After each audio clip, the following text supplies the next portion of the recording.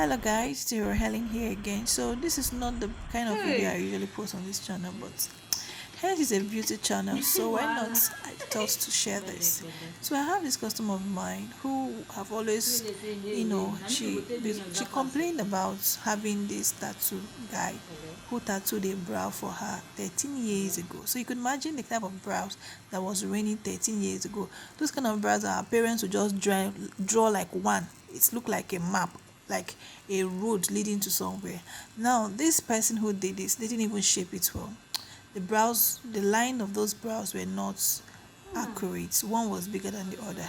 And she wasn't ready to clean it up. So she asked me to draw an ombre brow to cover up that one. So by doing this, I just had to give her a bolder brow just to be able to cover up the mistake of the other one. So I tried as much as possible to cover up the old tattoo she had on the brow. So you could even hear her friend is cheering her up. At this point, she was tired. Like, she was tired because she was feeling a little kind of pain, and she is the first person I'm doing an ombre brow that bleed. Some people bleed, some don't. It depends the type of skin you have. And now she also wanted to do facials at the same time after this. So the best thing I could do was to do the brow before the facials. But I already told her, because you know that after getting on a brow tattoo, you're not supposed to touch what's on it for like 3 to 5 days. So it could to ease the fleeking process. But she was ready. She said she wanted the facial because the distance she couldn't come back, and because she was also traveling. So I had to do it.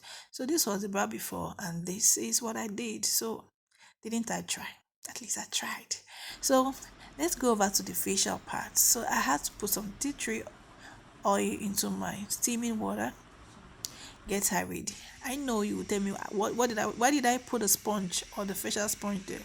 I don't even know. That was a mistake. So I had to scrub her face, but I was also tender while doing this because of the brow. So the steaming didn't last for so long, because she already had a procedure, a brow procedure.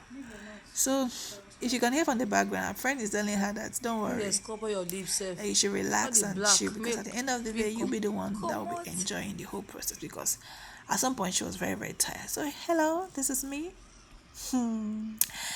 So we continue to the facial parts. Yeah, and then we got to the part where I had to scrub her face with a facial scrub, make sure I clean her face very well. And then we talk along, excuse me.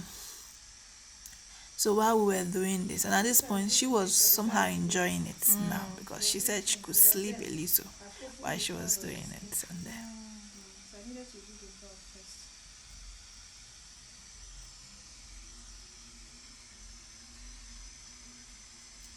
don't worry, the brow is gonna peel off and then reveal its true color.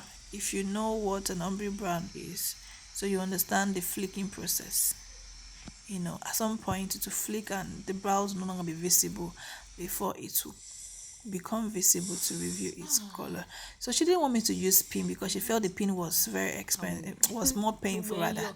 So she preferred my hand. You could hear from the background that my hand is better. She said the pin was painful. Yes, some people complain about the pin. They prefer you use your hands to do the extraction. And I did as she wanted. So I did the gel application. I know you're gonna say, why didn't I use brush? But at the end of the day, I'm still gonna wash all these things. So never mind. So just had to allow this to settle, then dry off. Then we'll do a PDF light. She so this was what I gave her.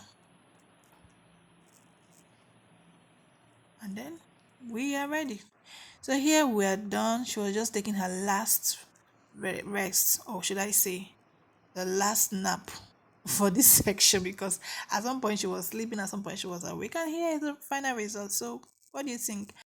Bye bye.